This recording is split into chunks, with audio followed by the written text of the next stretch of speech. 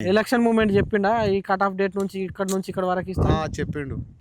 అదేదో నెల నుంచి ఏదో నెల వరకండ్ల లోన్ బాకీ ఉన్న వాళ్ళకే క్లియర్ అన్నాడు.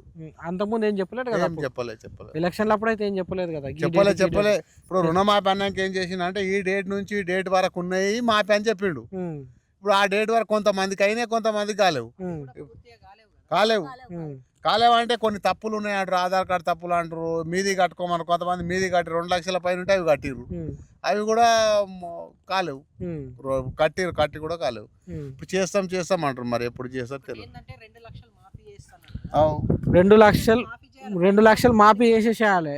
ఎక్కువ ఉన్నాయి ఎవరైనా కట్టుకుంటారు కదా మిగతా, ఈయన చేసేస్తా. మొదలు ఏం చెప్పారు అంటే కట్టుకోవాలి, మీరు కట్టుకోండి 2 లక్షల పైన ఏదైతే ఉందో అది కట్టుకోమన్నాడు. కట్టుకున్నాక మాపే కాలేదు కదా, కొంతమంది కట్టిర్రు, కొంతమందికి అయినాయి. ఇప్పుడు 50,000 వరకు ₹1,00,000 కొంతమందికి అయినాయి. ఎలక్షన్ మూమెంట్ చెప్పిండా ఈ కట్ ఆఫ్ డేట్ నుంచి ఇక్కడ వరకు ఇస్తా చెప్పిండు. అదేదో నెల నుంచి ఏదో నెల వరకండ్ల లోన్ బాకీ ఉన్న వాళ్ళకే క్లియర్ అన్నాడు.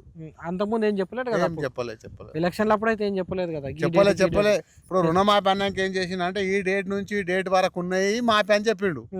ఇప్పుడు ఆ డేట్ వరకు కొంతమందికి అయినాయి, కొంతమందికి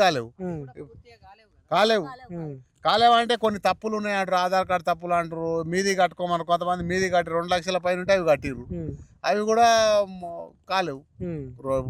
కట్టి కూడా కాలేవు. ఇప్పుడు చేస్తాం అంటారు, మరి ఎప్పుడు చేస్తారు తెలియదు. 2 లక్షలు మాఫీ చేసేసేయాలి.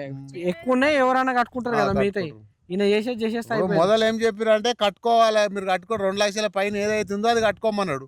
కట్టుకున్నాక మాపే కాలేదు కదా, కొంతమంది కట్టిర్రు, కొంతమందికి అయినాయి. ఇప్పుడు 50,000 వరకు ₹1,00,000 కొంతమందికి అయినాయి.